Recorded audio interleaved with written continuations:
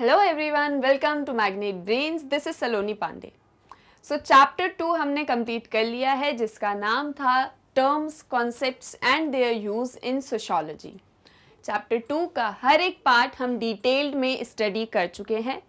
NCERT questions, उनके solutions भी हम यहाँ पर डिस्कस कर चुके हैं एंड इस चैप्टर के इम्पॉर्टेंट क्वेश्चंस को भी हम डिस्कस कर चुके हैं। यानी कि हर एक पार्ट चैप्टर 2 का हमने डिस्कस कर लिया है, अच्छे से समझ लिया है। तो अब किसकी बारी आती है? अब बारी आती है रिवीजन की, सारे चैप्टर को रिवाइज करने की। देखिए, रिवीजन बहुत इंपॉर्टेंट होता है। आप कोई भी चीज़ पढ़ लेंगे, देन उसके बाद में जब आप कोई नई चीज़ पढ़ेंगे, फिर और कोई नई चीज़ पढ़ेंगे, तो वो एक कहावत है कि आगे पाठ और पीछे सपाट। यानी कि आप नई नई चीज़ें सीखते जाएंगे और पीछे की सारी चीज़ों को भूलते जाएंगे। तो अगर आपको ऐसा नहीं करना है तो आपको क्या करना होगा? आपको करना होगा रिवीजन, जो आप और हम साथ में करने वाले हैं चैप्टर 2 का। ओके, सो स्टार्ट करते हैं विथ सोशियोलॉजिकल कॉन्सेप्ट्स। देखिए, चैप्टर का नाम ही है terms, concepts and their use in sociology. यहाँ पर हम किसकी बात कर रहे हैं? टर्म्स एंड कॉन्सेप्ट्स की बात कर रहे हैं जो सोशियोलॉजी में यूज किए जाते हैं।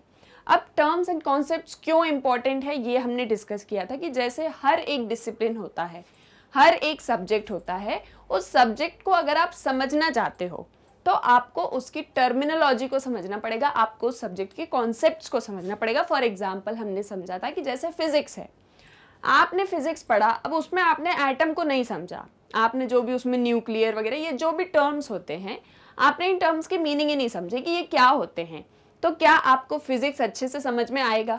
बस आपको ऐसे ऊपर ऊपर सारी चीज़ें समझ में आ जाएंगी, आप उसको डिटेल में नहीं समझ पाएंगे। तो इसीलिए टर्मिनोलॉजी एंड कॉन्सेप्ट्स इंपॉर्टेंट होते हैं। वैसे ही सोशियोलॉजी में भी टर्म्स एंड कॉन्सेप्ट्स हैं। So for a discipline it seems obvious that it must develop a terminology. तो यानी कि हर एक डिसिप्लिन के लिए बहुत ज़रूरी होता है कि वो एक टर्मिनोलॉजी को डेवलप करे। Then terminology is important to understand the subject matter। जिस भी सब्जेक्ट को आप पढ़ रहे हैं, अगर आप उस सब्जेक्ट को अच्छे से समझना चाहते हैं, उसका सब्जेक्ट मैटर समझना चाहते हैं कि विषय वस्तु क्या दी गई है हमको, हम पढ़ क्या रहे हैं इसके अंदर, तो आपको उस सब्जेक्ट की टर्मिनोलॉजी को जानना बहुत ज़रूरी है। अब देखिए क्या होता है, बहुत सारे इंडिविजुअल्स हैं, डिफरेंट टाइप्स के इंडिविजुअल्स हैं। तो in different types of individuals की वजह से सोसाइटी में भी बहुत सारे डिफरेंसेस हैं। सोसाइटी में डिफरेंट काइंड्स हैं, डिफरेंट टाइप्स हैं। अब क्या होता है कि हर एक इंडिविजुअल अपने अकॉर्डिंग कुछ टर्म्स यूज करता है, अपने कॉमन सेंस के अकॉर्डिंग, है ना। हमने चैप्टर 1 में पढ़ा था कि अपने कॉमन सेंस के अकॉर्डिंग हम सोसाइटी को समझते हैं। लेकिन क्या हम सोसाइटी को सिर्फ कॉमन सेंस से समझ सकते हैं? ऑब्वियसली नहीं। हमको क्या चाहिए? हमको चाहिए साइंटिफिक एक्सप्लेनेशन। एंड उस साइंटिफिक एक्सप्लेनेशन के लिए हमको चाहिए कि हमारे अपने सब्जेक्ट की एक टर्मिनोलॉजी हो, कुछ कॉन्सेप्ट्स हों जिनके थ्रू हम अपने सब्जेक्ट को ईजिली समझ पाएँ। वरना कौन क्या कह रहा है तो सब ऐसे बिल्कुल मिक्स हो जाएगा, खिचड़ी बन जाएगी और कुछ भी समझ में नहीं आएगा। तो इसीलिए क्या ज़रूरी है? टर्म्स एंड कॉन्सेप्ट्स बहुत ज़रूरी होते हैं। Now sociological concepts reflect the concern of social thinkers. अब जो सोशियोलॉजी के कंसेप्ट्स होते हैं, जो सोशियोलॉजी में कंसेप्ट्स हम यूज़ करते हैं, वो सोशल थिंकर्स के कंसर्न को रिफ्लेक्ट करते हैं। यानी सोशल थिंकर्स सोसाइटी के बारे में क्या सोचते हैं, सोसाइटी को लेके क्या एक उनका मतलब देखने का नज़रिया है सोसाइटी को, ये सारी चीज़ें सोशियोलॉजिकल कंसेप्ट से हमको समझ में आती है। Who had tried to understand and map the social changes that led to the shift from pre modern to modern society. यानी कि वो ये कह रहे हैं कि सोशियोलॉजिकल कंसेप्ट्स क्या होते हैं? सोशियोलॉजिकल कंसेप्ट्स सोशल थिंकर्स के कंसर्न होते हैं। और ये कंसर्न क्या है कि कैसे सोसाइटी चेंज हो रही है, कैसे सोसाइटी में चेंजेस आ रहे हैं, कैसे प्री मॉडर्न से हम मॉडर्न सोसाइटी में आ गए। प्री मॉडर्न और मॉडर्न सोसाइटी क्या थी, ये हमने कहाँ देखा था? चैप्टर 1 में।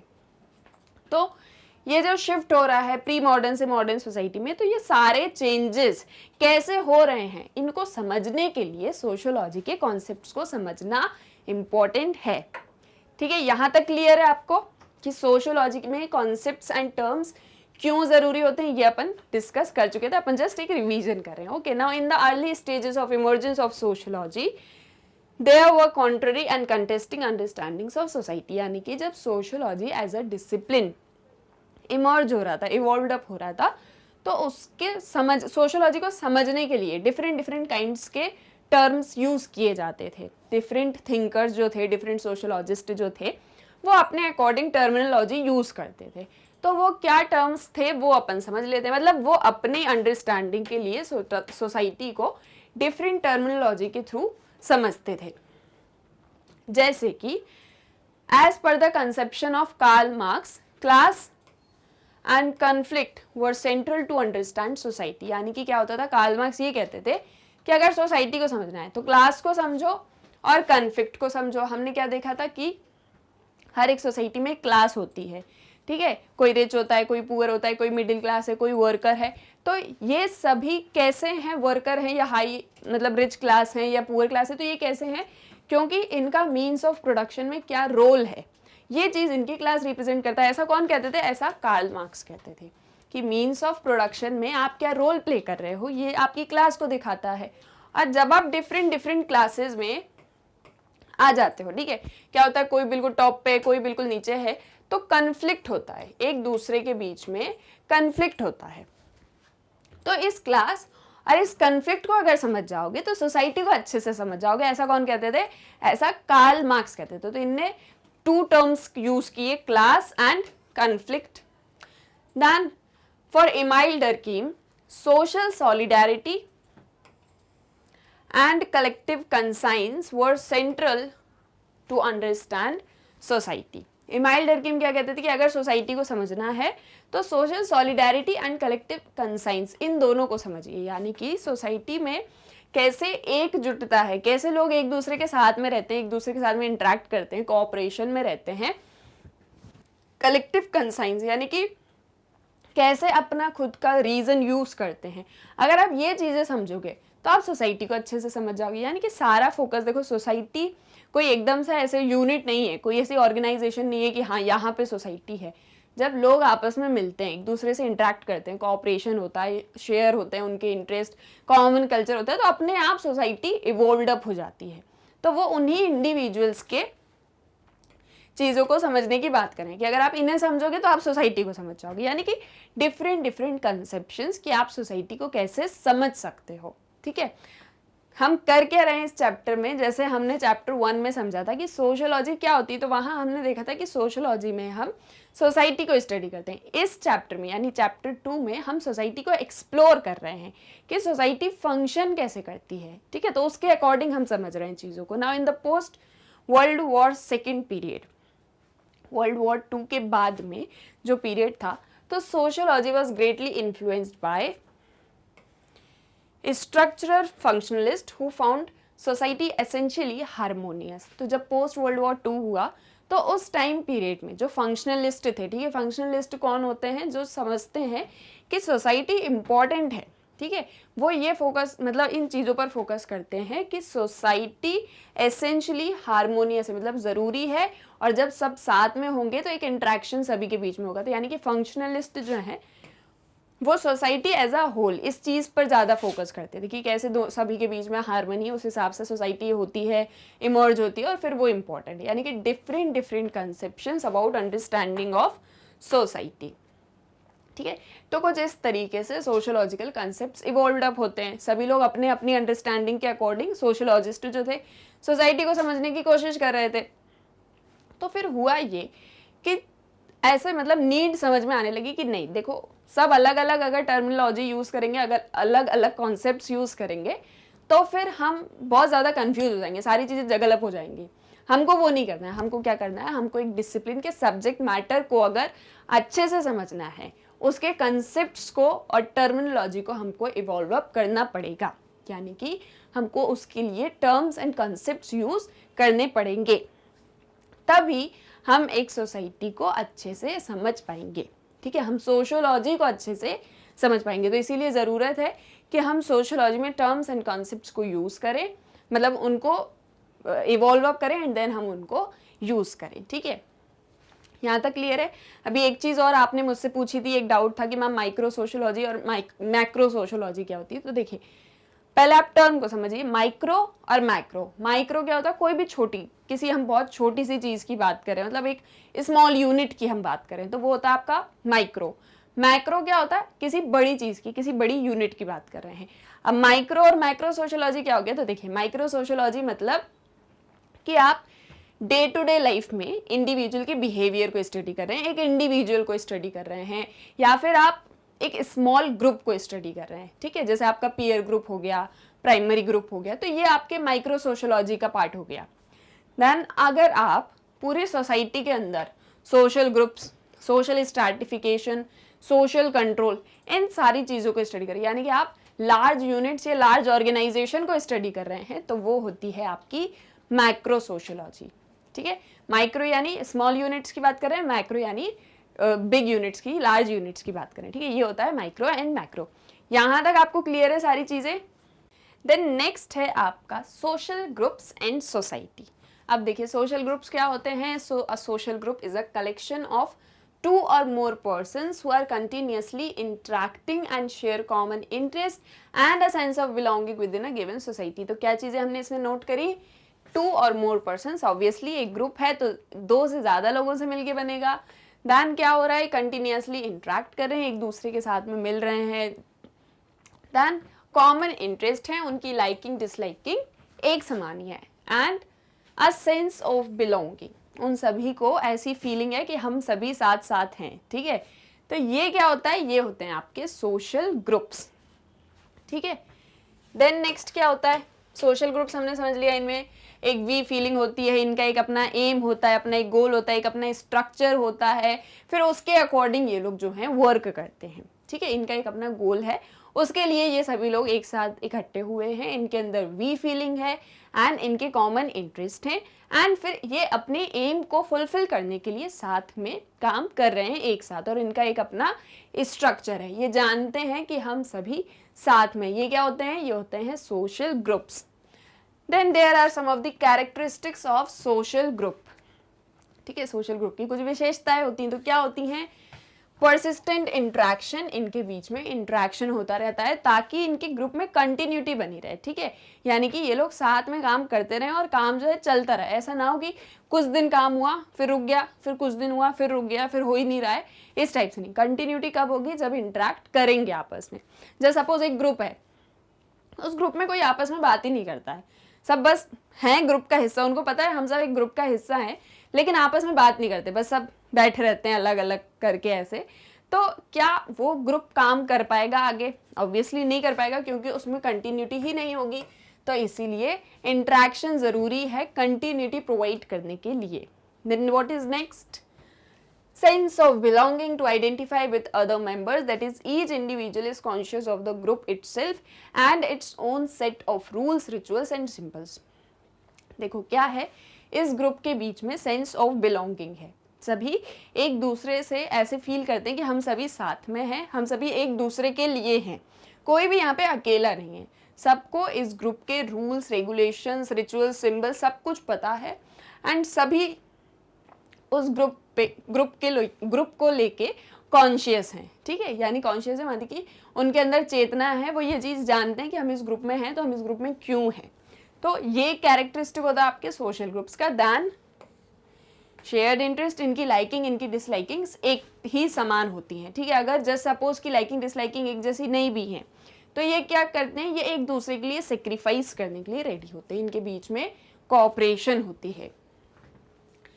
Then acceptance of common norms and values, जो भी ग्रुप के नॉर्म्स हैं, वैल्यूज हैं, बिलीव्स हैं, मान्यताएं हैं, धारणाएं हैं, ये सारी चीज़ों को ये एक्सेप्ट करते हैं सभी ग्रुप मेंबर्स।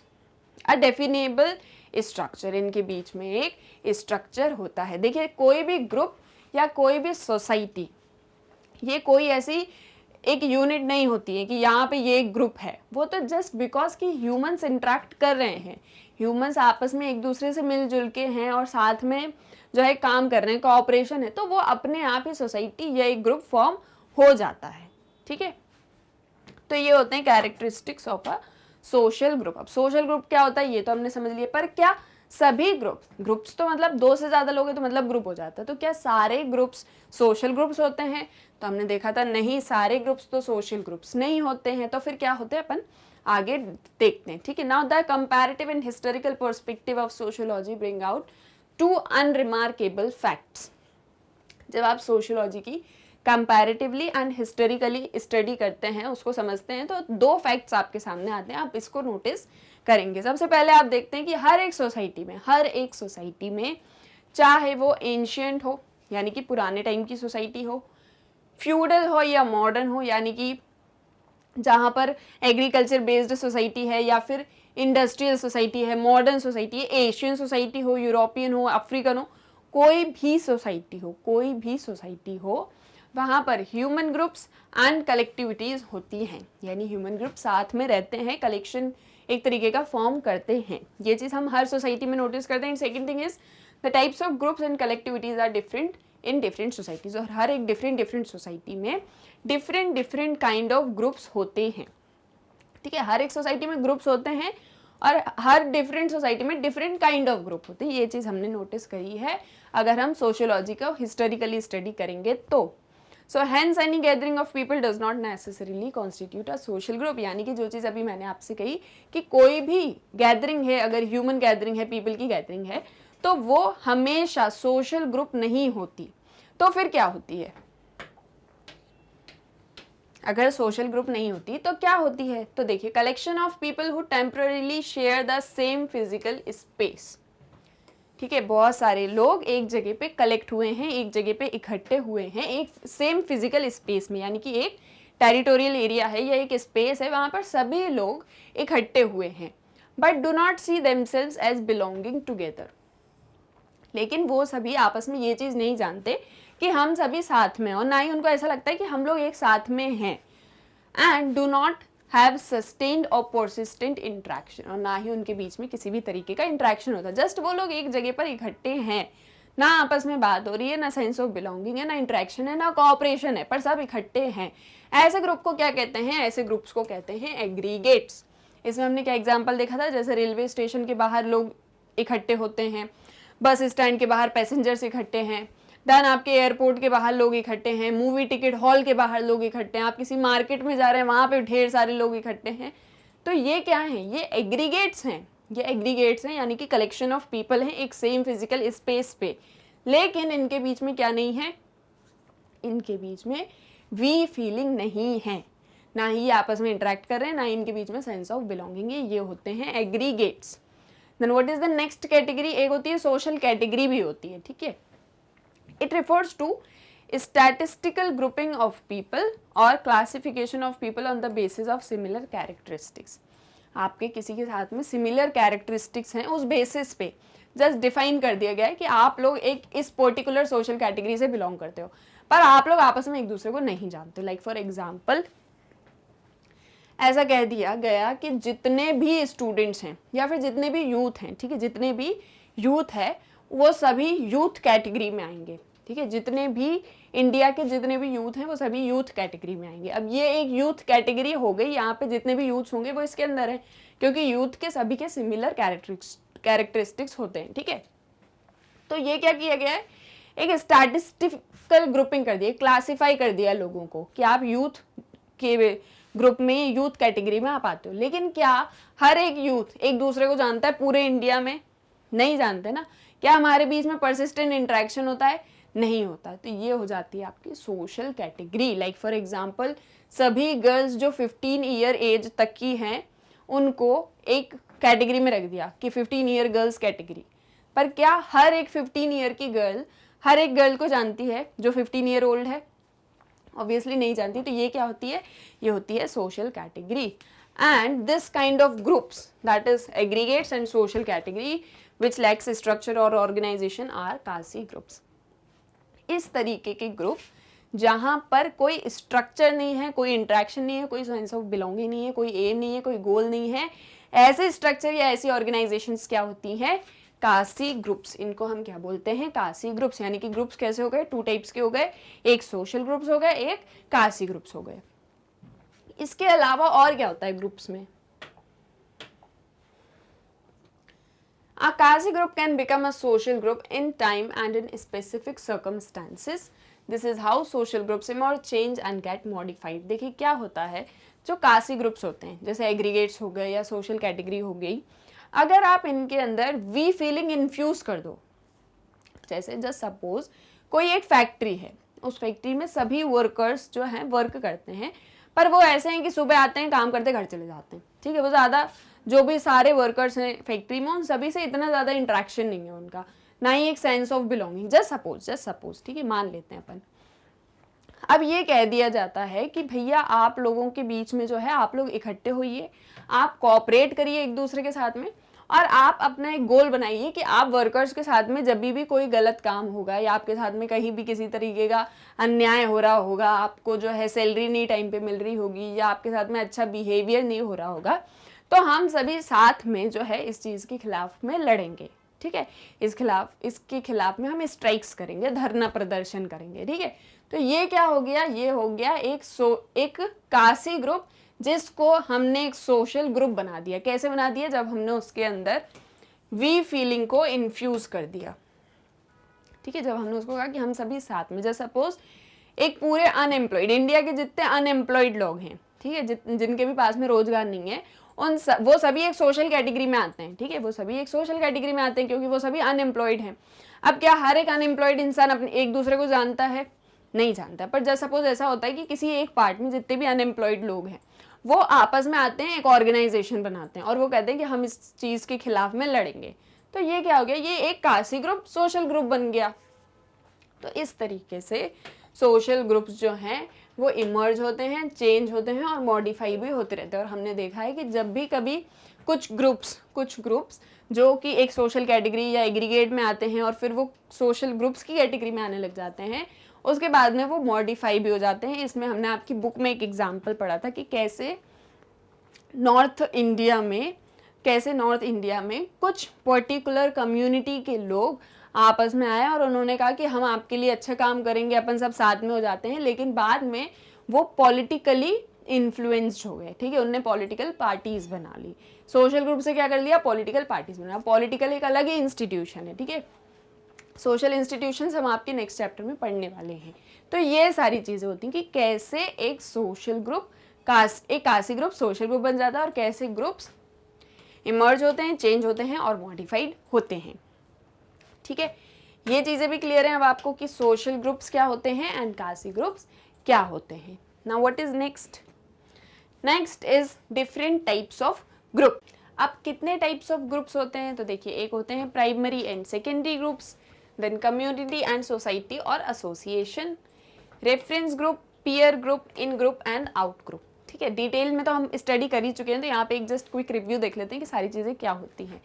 देखिए, प्राइमरी एंड सेकेंडरी ग्रुप में क्या फ़र्क होता है कि ये होता है स्मॉल इन साइज और ये होता है लार्ज इन साइज, मतलब इसके मेंबर्स ज़्यादा होते हैं एंड इसके मेंबर्स कम होते हैं। प्राइमरी ग्रुप्स में रिलेशनशिप्स हाईली पर्सनल होती हैं, इंटीमेट होती हैं, फेस टू फेस इंटरेक्शन होता है और इन्हें प्राइमरी इसलिए कहा जाता है क्योंकि ये हमारी लाइफ में प्राइमरी रोल प्ले करते हैं, हमारी लाइफ में इनका सेंट्रल रोल होता है। जैसे for example family and friends. Secondary group कैसा होता है? लार्ज इन साइज लेकिन इम्पर्सनल रिलेशनशिप्स होते हैं, इन्हें हम कहते हैं secondary groups. Then what is next is community and society और एसोसिएशन। अब कम्युनिटी और सोसाइटी या एसोसिएशन लार्ज ग्रुप होते हैं। देखिए, एसोसिएशन को ही सोसाइटी भी कहा जाता है ग्रुप्स में, ठीक है। एसोसिएशन मतलब सोसाइटी नहीं, बट एसोसिएशन को सोसाइटी कहा जाता है। तो कम्युनिकेशन एंड एसोसिएशन अगर हम देखें तो दोनों लार्ज होते हैं साइज में, लेकिन फ़र्क ये होता है कि कम्युनिटी में एक किसी समुदाय में जो रिलेशंस होते हैं वो पर्सनल होते हैं, लेकिन एसोसिएशन में इम्पर्सनल रिलेशंस होते हैं and official kind of relations होते हैं, ठीक है। कम्युनिटी जैसे आपका हो गया आपकी फैमिली के, आपके फैमिली फ्रेंड्स हो गए, आपके रिलेटिव्स हो गए, आपके जैसे होता है ना कि हाँ वो हमारे बहुत ही अच्छे रिश्तेदार हैं और आपका उनसे बहुत अच्छा नाता होता है, वो हो जाते हैं आपके कम्युनिटी में। किसी एक समुदाय की बात हम यहाँ पे करते हैं। देन एसोसिएशन में आपके क्या हो जाते हैं? एसोसिएशन में आपके जैसे बिजनेस रिलेशंस वाली जो चीज़ें, वो जो ग्रुप्स होते हैं, ऑफिशियल ग्रुप्स जो होते हैं, वो आपके एसोसिएशन में आते हैं। Then what is in group and out group? In group आप किसी एक ग्रुप का पार्ट हो, इस ग्रुप में कैसी फीलिंग होती है? इस ग्रुप में होती है वी फीलिंग, वी ग्रुप, और इस आउट ग्रुप में फीलिंग होती है दे ग्रुप, यानी कि जैसे इसमें एक एग्जांपल समझ लेते हैं ना, आप जिस स्कूल के आप जिस स्कूल में पढ़ते हो उस स्कूल के सारे स्टूडेंट्स इन ग्रुप के मेंबर हैं और उस ग्रुप में आप भी हो, लेकिन कोई और एक और स्कूल है, उस स्कूल के जितने सारे स्टूडेंट्स हैं वो आपके लिए आउट ग्रुप के मेंबर हो जाते हैं, ठीक है। और आउट ग्रुप के टूवर्ड्स हमारी थोड़े इंडिफरेंसेस होते हैं, थोड़ी हॉस्टिलिटी होती है, लेकिन यहाँ पर रिलेशनशिप्स इंटीमेट होते हैं, यानी कि गुड रिलेशनशिप, हेल्दी रिलेशनशिप्स होते हैं। Then what is reference group? एक ऐसा ग्रुप जिसकी तरह हम बनना चाहते हैं, हम एस्पायर करते हैं उस ग्रुप को, वो होते हैं रेफरेंस ग्रुप। देन आपके होते हैं पीयर ग्रुप। पीयर ग्रुप भी प्राइमरी ग्रुप्स की तरह होते हैं, बस इसमें डिफरेंस ये है कि प्राइमरी ग्रुप में फ्रेंड्स, फैमिली ये होते हैं, लेकिन पीयर ग्रुप जो होता है वो उन लोगों का ग्रुप होता है जिनका सिमिलर एज है या सिमिलर कैरेक्टरिस्टिक्स हैं। लाइक फॉर एग्जांपल, आपके जो फ्रेंड्स होंगे, आपके फ्रेंड्स आपकी एज के फ्रेंड्स होंगे ना। स्कूल में होता है ना कि हमारी क्लास के कुछ बच्चे हमारे बहुत अच्छे फ्रेंड्स हो जाते हैं, तो वो आपका पीयर ग्रुप हो जाता है, ठीक है। तो ये हैं different kind of groups. Then what is next? Next is social stratification. Stratification क्या होता है? देखिए, हमने पढ़ा था कि इनइक्वालिटीज होती हैं सोसाइटी में, लेकिन सोसाइटी का जो स्ट्रक्चर है उसे हम इस लेक्चर में, इस चैप्टर में पढ़ रहे हैं, और यहाँ हमने देखा था कि कैसे सोसाइटी के स्ट्रक्चर के अंदर भी इनइक्वालिटीज होती हैं एंड सोसाइटी डिवाइडेड होती है। अब कैसे होती है? सो देखिए, stratification can be defined as structural inequalities between different groupings of people. लोगों के डिफरेंट ग्रुपिंग्स में सोसाइटी के स्ट्रक्चर के अंदर कुछ इनइक्वालिटीज हैं। That is called what? Social stratification. Now society can be seen as consisting of strata in hierarchy with the more favored at the top and the less privileged near the bottom। अब society में strata होता है, society में different परत होती है। हमने क्या देखा था कि जैसे अर्थ में रॉक्स होते हैं एंड रॉक्स के अर्थ के सरफेस में रॉक्स होते हैं, और रॉक्स में भी लेयर्स होती है ना, इग्नियस रॉक्स होते हैं, देन आपके सेडिमेंट्री रॉक्स होते हैं, डिफरेंट होता है ना, ज्योग्राफी में पढ़ा है, ठीक है। वैसे ही सोसाइटी के अंदर भी लेयर्स होती हैं एंड उनमें सोसाइटी डिवाइडेड होती है, और जो सबसे ज़्यादा फेवर्ड होता है, जिसके पास में ढेर सारे मतलब अपॉर्चुनिटीज़ होती हैं, वो सोसाइटी में सबसे टॉप पे होता है, और जिसके पास में ज़्यादा अपॉर्चुनिटीज़ नहीं है, ना ज़्यादा अधिकार हैं, वो सबसे डाउन पे होते हैं, बॉटम पे होते हैं सोसाइटी में, ठीक है। That is what? Social stratification. Then social stratification is not an individual fact, it is a social fact। social stratification, हालांकि सोसाइटी ह्यूमन से बनी है, ह्यूमंस ने ही सोसाइटी के अंदर इनइक्वालिटीज पैदा करी हैं, लेकिन क्योंकि आज समाज ने उनको एक्सेप्ट कर लिया है, इसलिए वो सोशल फैक्ट बन चुके हैं, ना कि individual fact. And then historically 4 basic systems of stratification have existed in human society। अगर आप हिस्टोरिकली देखेंगे तो 4 सिस्टम थे स्ट्रैटिफिकेशन के सोसाइटी में, इनइक्वालिटीज के। That is slavery, caste, state and class, ठीक है। तो कुछ इस तरीके से सोसाइटी को डिवाइडेड किया गया था हिस्टोरिकली। अब हम आगे देखेंगे कि इनका पहले क्या स्टेटस था एंड आज क्या स्टेटस है, क्या ये आज भी है या नहीं। तो सोशल स्ट्रैटिफिकेशन क्या होता है ये आपको समझ में आ गया है, ठीक है, यानी कि सोसाइटी के स्ट्रक्चर के अंदर इनइक्वालिटीज। ये देखो, ये जो यहाँ पे बना हुआ है, ये चीज दिखा रहा है कि सोसाइटी हमको कैसे जज करती है। जस्ट सपोज कि अभी ये बिल्कुल अच्छे कपड़े पहना हुआ है थोड़ी देर के लिए, तो ये हाई क्लास का हो गया। देन इसने ज़्यादा अच्छे कपड़े नहीं, थोड़े से नॉर्मल कपड़े पहने, तो इसको बोल दिया ये मिडिल क्लास का हो गया। देन फिर इसने थोड़ा ऐसे टोपी वोपी लगा के कुछ ऐसे ही बस ऐसा कुछ पहन लिया है, तो ये लो क्लास का हो गया। तो कुछ इस तरीके से सोसाइटी हमको जज करती रहती। तो अब ये इनइक्वालिटीज़ क्या हैं, ये अपन यहाँ पर आगे डिस्कस करने वाले हैं इन ब्रीफ, क्योंकि डिटेल्ड एनालिसिस अपन चैप्टर्स में कर चुके हैं ना। सोशल स्ट्रैटिफिकेशन जनरली 4 बेसिस पे थी, estate, class, caste and slavery. Slavery क्या होता था, यानी कि गुलामी। क्या होता था पहले के टाइम में, कुछ लोग दूसरे कुछ लोगों को, ठीक है, कुछ लोग दूसरे कुछ लोगों को खरीद लेते थे या उनको ओन कर लेते थे कि अब से ये लोग हमारी गुलामी करेंगे, ठीक है। जैसे ये एक दो लोग हैं, इन एक दो लोगों को इन लोगों ने खरीद लिया। इनने क्या कहा कि आज से आप हमारी गुलामी करोगे, आज से हम आपको जैसा बोलेंगे हम वैसे ही आपको करना होगा, हम आपको परचेस कर ले रहे हैं, हम आपको खरीद ले रहे हैं और आज से आप हमारे हो गए। यानी कि किसी एक इंडिविजुअल की, किसी पर्टिकुलर इंडिविजुअल की खरीदारी करना, ठीक है। या उसको हमारा अपना गुलाम बना लेना। एक ऐसा सिस्टम, स्लेवरी का सिस्टम पहले एग्जिस्ट करता था। जनरली कहाँ पर था? रोम में, सदर्न पार्ट्स ऑफ यूएसए में, यहाँ पर हमको ये सिस्टम देखने को मिलता था। हालांकि आज के टाइम में ये सिस्टम नहीं एग्जिस्ट करता है। इसको चेंज करके कुछ नए सिस्टम्स हमने इवॉल्व अप कर दिए हैं, जैसे कि बंधुआ मजदूरी, बॉन्डेड लेबर। ठीक है, then what is next? Next is estate. Estate यानी कि जमीन जायदाद, इनके बेसिस पर लोगों को जो है डिस्क्रिमिनेट किया जाता था। जिसके पास में बहुत सारा पैसा होता था वो कुलीन वर्ग के नोबल लोग हो जाते थे। जिनके पास में जो खेती किसानी करते थे वो लोग क्या हो जाते थे? पीजेंट्स या सर्फ्स हो जाते थे। ये सिस्टम कहाँ एग्जिस्ट करता था? यूरोप में। आज के टाइम में ये सिस्टम हमको ज्यादातर देखने को नहीं मिलता है। इसको, एस्टेट सिस्टम को क्लास सिस्टम ने रिप्लेस कर दिया है। ठीक है, एस्टेट सिस्टम को क्लास सिस्टम ने रिप्लेस कर दिया है। कैसे किया ये अपन अभी आगे देखते हैं। नेक्स्ट है अपना कास्ट। कास्ट क्या होता है? मैंने आपको बताया था कि हमारे बर्थ के टाइम पे जो स्टेटस हमको प्रोवाइड किया गया है, जो पोजीशन हमको प्रोवाइड की गई है, वो हमारी कास्ट होती है, हमारी जाति होती है।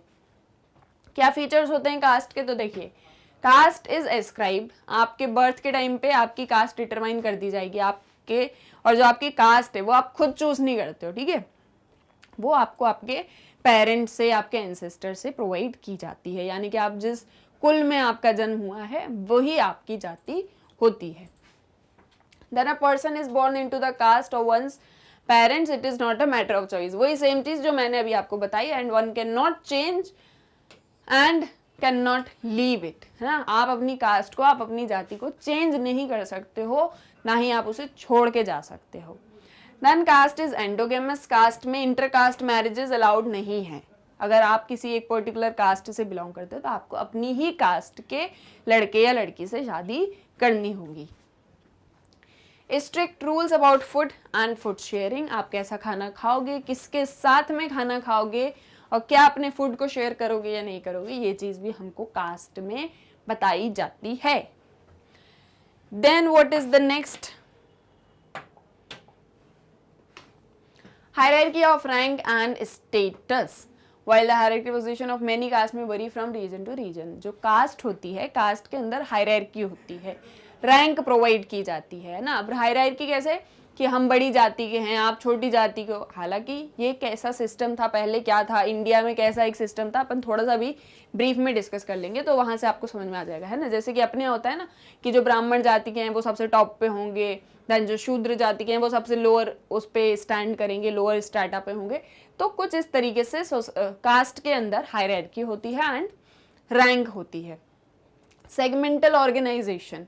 Cast involve sub division. अब कास्ट के अंदर सब कास्ट भी होती हैं और सब कास्ट के अंदर सब कास्ट भी होती हैं। ठीक है, जातियों में उपजाति वगैरह भी होती हैं। Traditionally linked to occupation.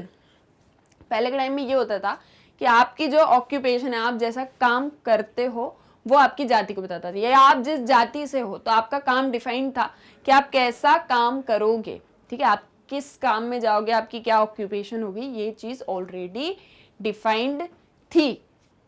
तो ये कुछ कैरेक्टरिस्टिक्स थे कास्ट के, कि कास्ट क्या होती है एंड कास्ट कैसे होती है, कास्ट के क्या फीचर्स होते हैं। देन अब इंडिया में कास्ट का क्या रोल था, इंडिया में कास्ट कैसे थी, तो हमने देखा था कि पहले के टाइम में ऋग्वेदा या महाभारत, उसके भी बहुत बहुत पहले के टाइम में, बिल्कुल ट्रेडिशनल जब शायद स्टार्ट हुई होंगी सारी चीज़ें, उस टाइम से क्या था, कैसे डिवाइड कर दिया था कि जो टीचिंग का काम करेगा वो ब्राह्मण होगा, जो वॉर में पार्टिसिपेट करेगा वो क्षत्रिय होगा, जो बिजनेस करेगा वो वैश्य होगा, एंड जो इन तीनों के अलावा काम करेगा, सर्विसेज का काम करेगा, वो शूद्र होगा। यानी कि आप जो काम करोगे उसके अकॉर्डिंग आपको आपकी कास्ट प्रोवाइड की जाती थी। तो पहले के टाइम में इंडिया में क्या था, वर्ण सिस्टम था कि आप जो काम करते हो उसके हिसाब से बताया जाता था कि आपकी जाति क्या होगी।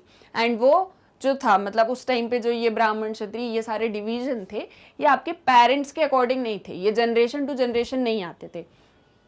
यानी कि पहले के टाइम ऐसा था कि राजा का बेटा राजा ही बनेगा, जरूरी नहीं है, ब्राह्मण का बेटा ब्राह्मण ही होगा, जरूरी नहीं है। लेकिन बाद में धीरे धीरे इन चीज़ों को क्या कर दिया गया, अपने अकॉर्डिंग इन्फ्लुएंस किया, एंड फाइनली कास्ट सिस्टम हमारे यहाँ पे स्ट्रक्चर कर दिया गया। आज के टाइम में क्या प्रेजेंट स्टेटस है, कास्ट आज भी है हमारे यहाँ पे, जनरल्स हो गए, ओबीसी हो गए, एससी हो गया, एसटी हो गया, यानी कि भले हमने स्ट्रक्चर को चेंज कर दिया, लेकिन जो उसका सोल है वो आज भी हमारे यहाँ प्रेजेंट है। ठीक है, ये चीज अपन ने डिटेल में वहां पे डिस्कस करी थी, ढेर सारे डायमेंशंस देखे थे कास्ट के। Then next is class. अब क्लास क्या होती है? क्लास या आपका वर्ग, आप किस क्लास से बिलोंग करते हो। हमने देखा था कि सोसाइटी में डिफरेंट डिफरेंट क्लासेस होती हैं, कोई हायर क्लास में है, कोई रिच क्लास है, कोई पुअर क्लास है, वर्किंग क्लास है, लेबर क्लास है, different different kind of classes होती हैं। लेकिन क्लासेस में एक चीज़ क्या होती है कि आप किस क्लास से बिलोंग करते हो, ये आपको जन्म के टाइम पे नहीं बताया जाता। जब आपका बर्थ होता है, आप बोर्न होते हो, तब आपको नहीं बताया जाता कि आप किस क्लास से बिलोंग करते हो। इसे आप अचीव करते हो। ठीक है, इसे आप अचीव करते हो, उसे कहते हैं आपकी क्लास। अब क्लास में क्या चीजें होती हैं?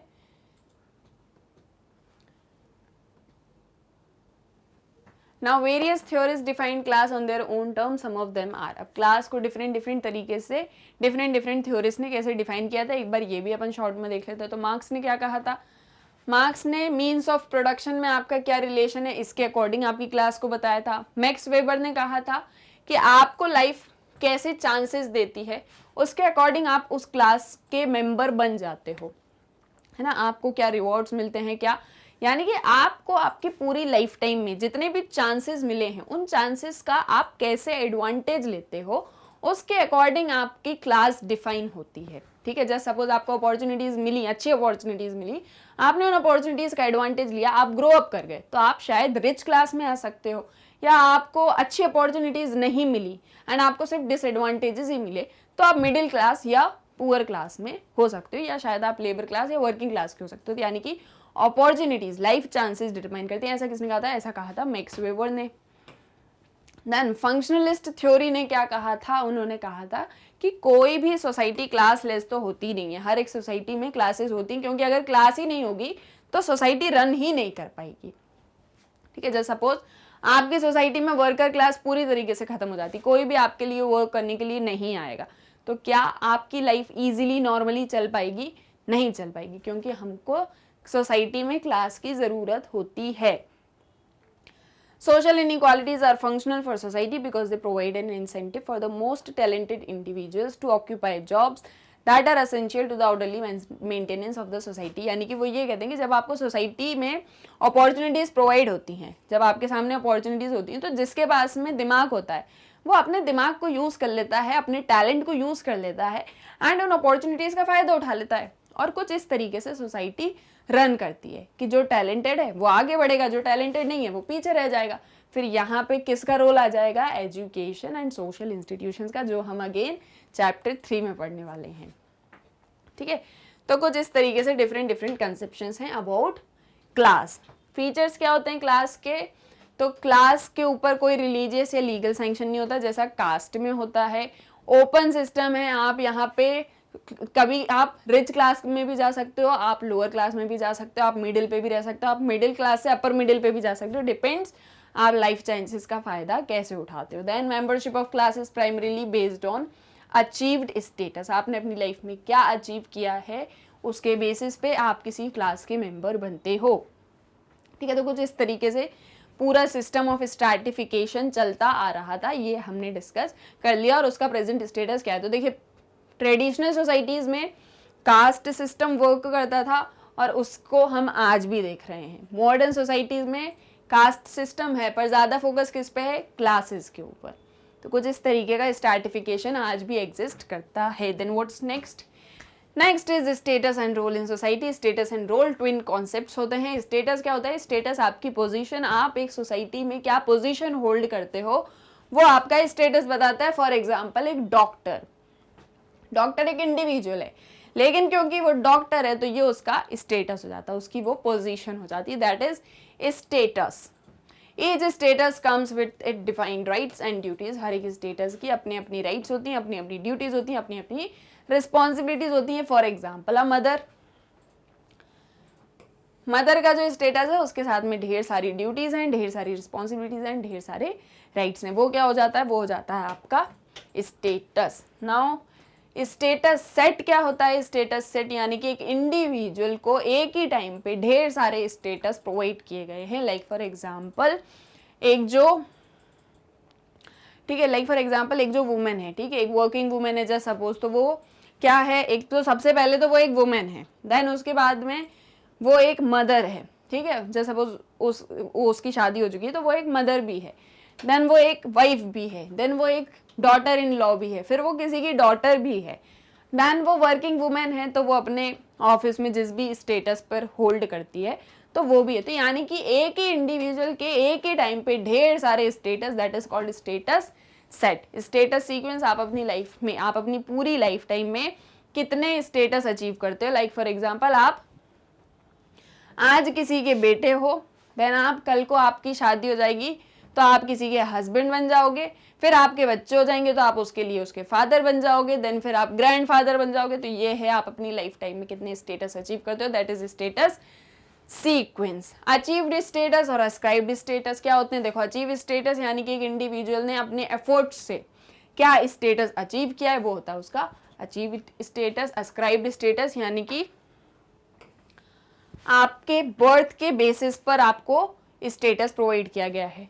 जैसे फॉर एग्जांपल कास्ट, आपकी क्या कास्ट है उसके अकॉर्डिंग एक आपका स्टेटस होता है, एंड दूसरा आपने क्या चीज अपने एफर्ट्स के थ्रू अचीव की है। लाइक जस्ट सपोज आप रिच क्लास के मेंबर हो जाते हो, आपका स्टेटस रिच पर्सन का हो जाता है, रिच इंडिविजुअल का हो जाता है, तो उसमें आपने क्या चीज यूज करी, उसमें आपने अपने एफर्ट्स को यूज करा, ये होता है status. And what is role, देखते हैं आगे, पहले स्टेटस को और देख लें। Besides status and prestige are interconnected terms. अब हमने ये भी देखा था कि हर एक स्टेटस के साथ में प्रेस्टीज भी जुड़ा होता है। आपका क्या स्टेटस है उसके साथ में आपकी प्रतिष्ठा, आपकी रिस्पेक्ट अटैच्ड होती। लाइक फॉर एग्जांपल एक डॉक्टर की प्रेस्टीज एक शॉपकीपर की प्रेस्टीज से ज्यादा होती है। भले ही शॉपकीपर ज्यादा अर्न करता हो, लेकिन क्योंकि वो एक डॉक्टर है तो उसकी प्रेस्टीज ज्यादा होगी। देन व्हाट इज रोल, अब रोल क्या होता है, तो role refers to specific functions that a person is expected to perform in a social group. आप एक सोशल ग्रुप के अंदर किस तरीके का रोल परफॉर्म करते हो, आप एक सोशल ग्रुप के अंदर या आप एक ग्रुप के अंदर, आप सोसाइटी के अंदर एज एन इंडिविजुअल आपके क्या फंक्शन हैं, एज एन इंडिविजुअल सोसाइटी के अंदर, ग्रुप के अंदर आपके अपने क्या फंक्शंस हैं, वो आपका रोल होता है। और हर एक स्टेटस के साथ में रोल अटैच्ड होता है। अगर आपके पास में एक स्टेटस है तो आप एक रोल को भी परफॉर्म कर रहे हैं। अगर आप एक डॉक्टर हैं तो सिर्फ आप नाम के डॉक्टर नहीं है, आप लोगों को ट्रीटमेंट भी प्रोवाइड कर रहे हैं, ये आपका रोल है। तो every status holder is a role performer. Then role conflict होता है, रोल स्टीरियोटाइपिंग होता है। अब देखो रोल कन्फ्लिक्ट कब होता है, जब एक ही इंसान को ढेर सारे रोल दे दिए जाते हैं। जैसा अपन ने समझा स्टेटस सेट, एक ही इंडिविजुअल के पास में ढेर सारे स्टेटस हैं, ठीक है, एक ही इंडिविजुअल के पास में ढेर सारे स्टेटस हैं। अब क्योंकि ढेर सारे स्टेटस हैं तो ऑब्वियसली उसके पास में ढेर सारे रोल भी होंगे। लाइक फॉर एग्जांपल एक वुमेन है तो सबसे पहले तो उसका अपनी लाइफ, अपनी पर्सनल लाइफ के थोड़ा सा उसमें भी उसका रोल होगा कि मैं अपने ऊपर ध्यान दूं। देन वो एक वाइफ है तो उसका अपने हस्बैंड के प्रति रोल है। देन वो एक मदर है तो अपने बच्चे को संभालना उसका रोल है। देन वो वर्किंग वुमेन है तो अपने वर्क की तरफ भी उसके रोल्स हैं। तो ये जब डिफरेंट डिफरेंट रोल्स एक ही इंडिविजुअल्स को डिफरेंट डिफरेंट स्टेटस के लिए परफॉर्म करने पड़ते हैं, तो ये डिफरेंट डिफरेंट रोल्स जो हैं ये एक दूसरे के साथ में कन्फ्लिक्ट कर जाते हैं, कॉन्ट्ररी कर जाते हैं, उसे कहते हैं रोल कन्फ्लिक्ट। एक ही इंडिविजुअल एक टाइम पे एक ही स्टेटस, एक ही रोल निभा सकता है। जब आप उसको ढेर सारे रोल दे दोगे तो वो बेचारा परेशान हो जाएगा, जगल अप हो जाएगा, ठीक है। Then what is role stereotyping, आपका क्या रोल है ये हमने डिफाइन कर दिया सोसाइटी में, वो होता है रोल स्टीरियोटाइपिंग। जैसे फॉर एग्जांपल आदमी हमेशा कमाने जाएगा, रोटी कमा के लाएगा, औरत हमेशा घर को संभालेगी, ये होता है रोल स्टीरियोटाइपिंग। जल्दी जल्दी में इसलिए सारी चीजें देख रहे हैं क्योंकि डिटेल्ड स्टडी हम ऑलरेडी वीडियोस प्रीवियस वीडियोस में कर चुके हैं, ठीक है। तो यहाँ जस्ट एक रिवीजन, सारी चीजों को रिवाइज कर रहे हैं। Thus social roles and status are often wrongly seen as fixed and unchanging। तो देखो क्या होता है कि हर एक स्टेटस होल्डर हर एक रोल परफॉर्मर होता है, ठीक है, हर एक स्टेटस होल्डर रोल परफॉर्मर होता है और इंडिविजुअल अपने स्टेटस को चेंज करना चाहता है। जैसे आप किसी एक कास्ट के अकॉर्डिंग आपका कोई एक स्टेटस है तो आप कुछ टाइम बाद चाहोगे ना कि यार मैं अपने स्टेटस चेंज करना चाहता हूँ। आप मान लो मिडिल क्लास के, तो आप सोचोगे मैं अपर मिडिल क्लास का मेंबर होना चाहता हूँ। तो आप अपनी क्लास कास्ट इन चीज़ों को आप चेंज करना चाहते हो, ठीक है, आप अपने स्टेटस को भी चेंज करते हो उसके अकॉर्डिंग। तो यानी कुछ इस तरीके से सोशल रोल्स चेंज होते रहते हैं एंड वो फिक्स्ड नहीं होते। लेकिन सोसाइटी के कुछ लोग हैं जो आपके ऊपर रिस्ट्रिक्शंस लगाते हैं या फिर वो इस तरीके से रोक लगाते हैं कि आप अपने स्टेटस एंड रोल को ना चेंज कर पाए, उसे कहा जाता है social control.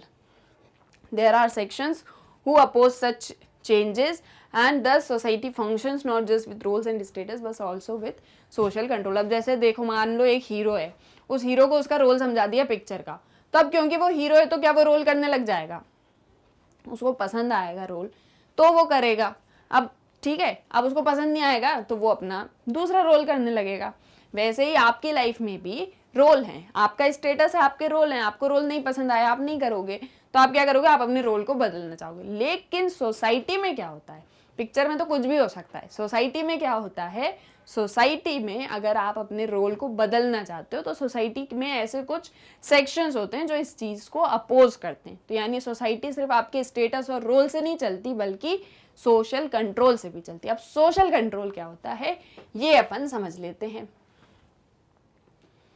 It refers to the various means used by a society and its institutions to prevent any deviation and punish unruly or rebellious members to maintain order। Society के order को बनाए रखने के लिए कुछ लोग जो सोसाइटी के अलग जा रहे हैं, बिल्कुल सोसाइटी से डेविएट हो रहे हैं, सोसाइटी के विपरीत जा रहे हैं, उन लोगों के बिहेवियर को, उन लोगों को रेगुलेट करने के लिए सोसाइटी के इंडिविजुअल्स एंड ग्रुप्स जो सोसाइटी के अगेंस्ट में जा रहे हैं उनके बिहेवियर को रेगुलेट करने के लिए जब सोसाइटी आपके ऊपर कुछ मीन्स यूज करती है आपको रोकने के लिए तो उसे हम सोशल कंट्रोल कहते हैं। And it has been understood in different perspectives. Different perspectives में सोशल कंट्रोल को डिफरेंट तरीके से समझा गया है। अब कैसे समझा ये भी अपन देख लेते हैं। देखिए, for a functionalist perspective and for a conflict perspective, ये अपन ने डिटेल में पढ़ा था, अपन यहाँ पे शॉर्ट में देख लेते हैं कि इन्होंने सोशल कंट्रोल को कैसे बताया। तो फंक्शनलिस्ट पर्सपेक्टिव किसकी बात करते थे? यूज ऑफ फोर्स की बात करते थे। वो कहते थे कि फोर्स अगर हमको किसी इंडिविजुअल या किसी ग्रुप के बिहेवियर को कंट्रोल करना है तो अगर हम यूज कर रहे हैं फोर्स तो यानी हम उसके ऊपर सोशल कंट्रोल कर रहे हैं। एंड इसके पीछे कारण क्या है? हम सोसाइटी में स्टेबिलिटी लाना चाह रहे हैं, यानी कि वो सोशल कंट्रोल को सही मान रहे हैं कि ठीक है अगर आप सोशल कंट्रोल के लिए फोर्स यूज कर रहे हो तो ठीक है। कॉन्फ्लिक्ट पर्सपेक्टिव क्या कर रहे हैं? वो ये कह रहे हैं कि आप सोशल कंट्रोल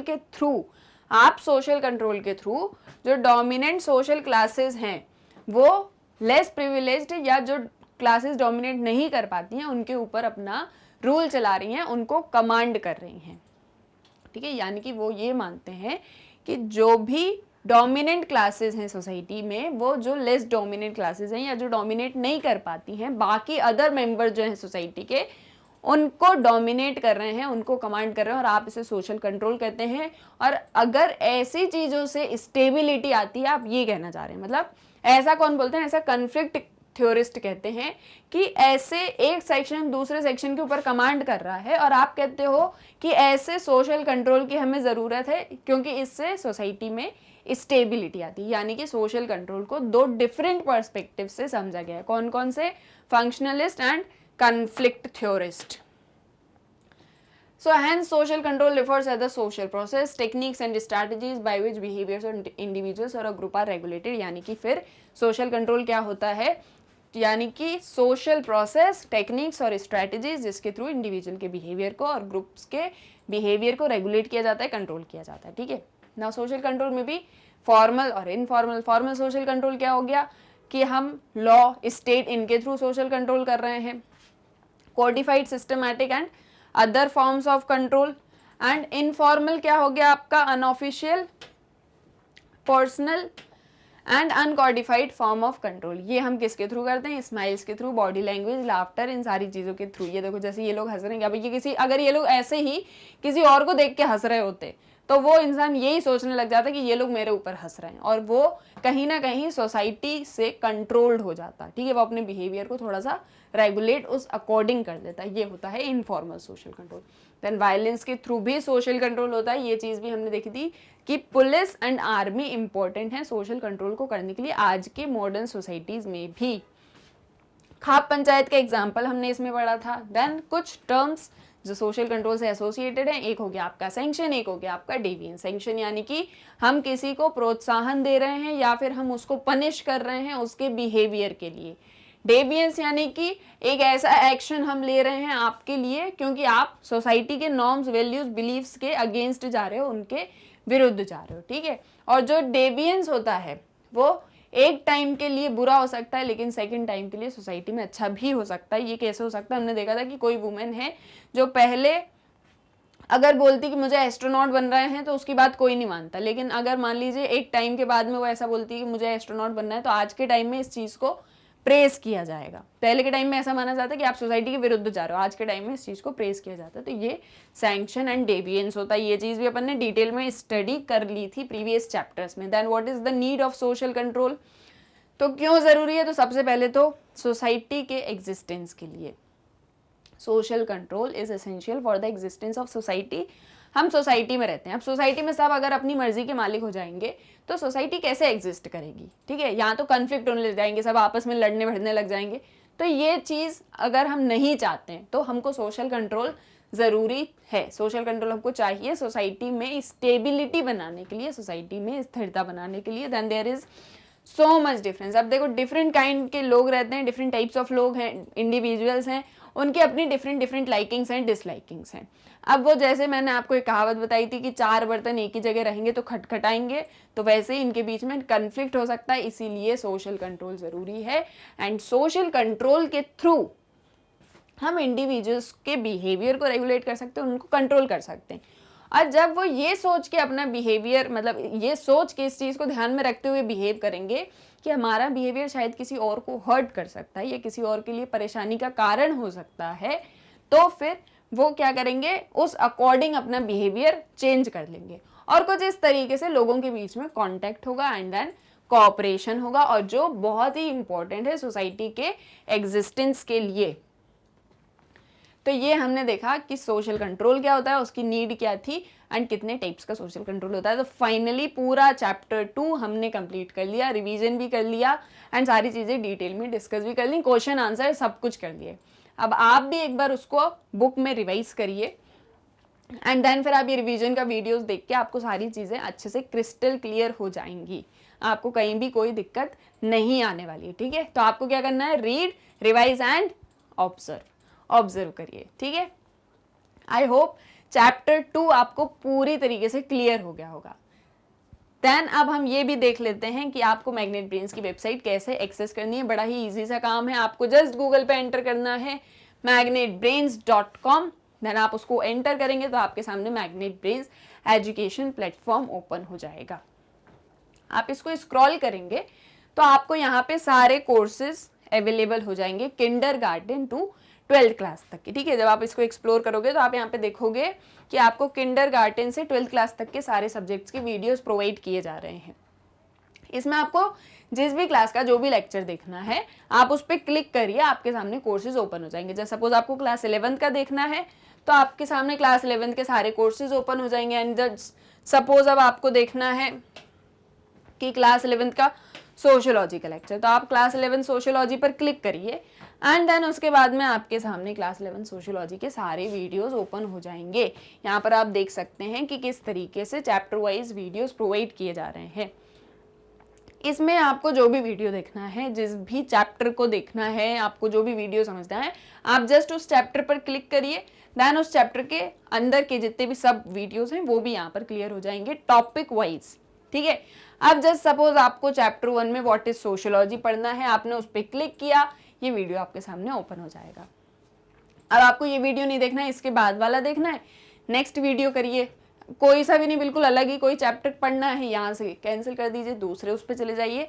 एंड इस तरीके से आप मैग्नेट ब्रेन्स की वेबसाइट को ईजिली एक्सेस कर सकते हैं। मैग्नेट ब्रेन्स आपको किंडरगार्टन टू 12th क्लास तक के सारे सब्जेक्ट्स की वीडियोस प्रोवाइड कराता है बिल्कुल free of cost. I hope ये भी आपको क्लियर हो गया होगा कि अब आपको मैग्नेट ब्रेन्स की वेबसाइट को कैसे एक्सेस करना है। मिलते हैं नेक्स्ट लेक्चर में। Thank you.